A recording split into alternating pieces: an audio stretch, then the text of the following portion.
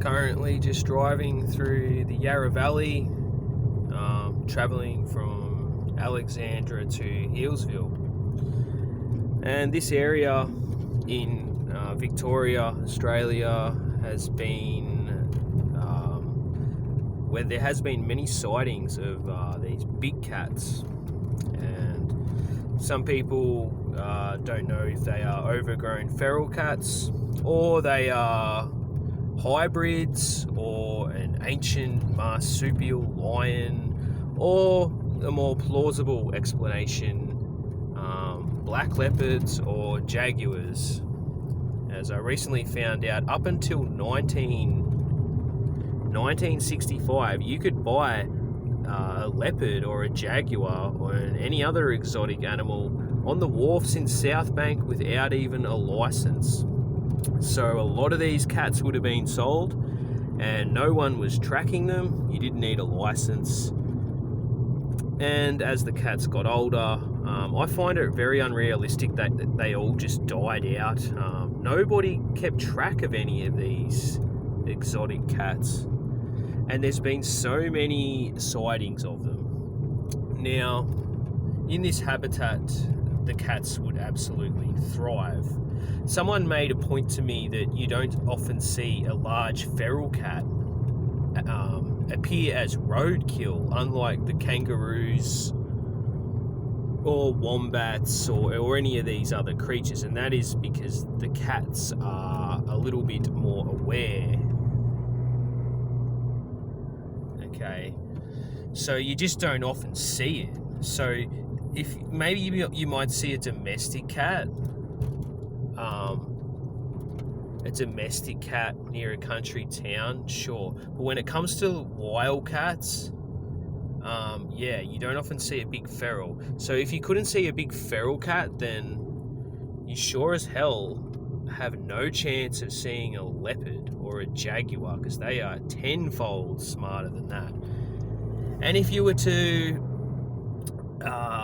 think like a big cat, if you're elusive like that, if you didn't want to be seen in this country, you simply wouldn't be seen. Okay, the last place you would go to is where humans would be.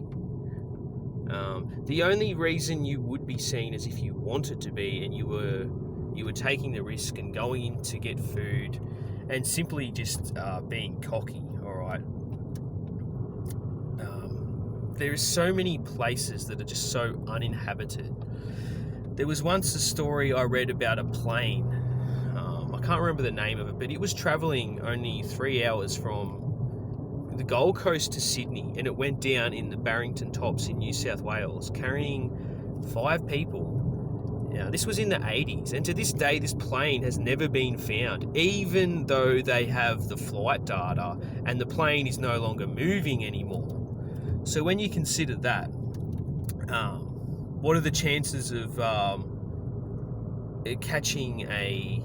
finding a big cat that is on the move and that no one is really even out there looking for? Okay, thousands and thousands upon SES workers and emergency type people go on drills every year looking for this plane that isn't moving. They can't find it, even though they are aware of the data, a proximity. They have an area where they are searching. Okay, they have narrowed it down. They still can't find it because of the terrain. Because of the terrain is just so dense, and you just can't get to some of these areas. And when you're looking out into these ranges, like, there's places these cats could go that humans couldn't get within 100,000 kilometres of. The bush is just too dense, it's too thick. There's only these, sure, we have these roads carved out, like, for the cars and stuff, but there's no, and the occasional walking track, but there's so much terrain that is just untouched by man, where man would not have set foot. Okay, so many different places. So I find the phenomenon very interesting indeed. When I read a lot of these reports from these witness sightings, their testimonies, they're all in such fine detail, like you couldn't be making this stuff up. They almost have elements of PTSD, like such as the fine detail in their stories. And a lot of them come from farmers. Farmers are the most cynical and ignorant people of all. So the idea of a farmer being a conspiracy theorist and open-minded person is just insane to me. Most farmers around here are just so stubborn and stuck in their ways and would scoff at such things. But the farmers are the ones who claim to be seeing a lot of these cats. So I realise it's not just Australia either. It's in the UK and New Zealand.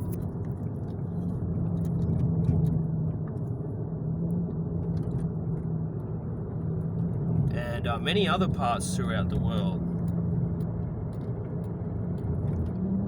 Even America. I believe there's places in the States where they have bobcats and all these other kind of cats. But they are quite different to the ones that have been seen over Australia, these panther type cats. I was listening to a guy who is an expert on big cats from South Africa, and he says the big cats in South Africa are only seen because they're climatized to humans, unlike the big cats in the Australian bush. So I haven't seen one to date, but I think it's a fascinating topic, and it is probably my favourite subject of all time.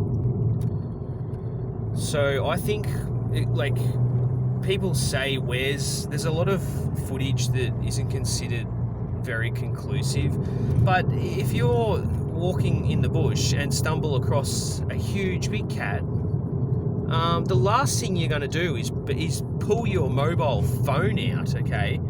You're probably going to shit yourself and probably just freeze, I would think. So yeah, it'd be interesting to get you guys' take on this, and maybe maybe you've seen something in the wilderness yourself, or know someone who has, and if you could let me know if you think this is possible for these cats to exist. Although there hasn't been one caught yet, I don't think it would be possible to catch one of these cats. They would just be roaming free, okay? There's not a huge population of them, and there's Australia, and let alone Victoria, is such a huge state for such a minority population of big cats to absolutely thrive in. Okay, have a good day.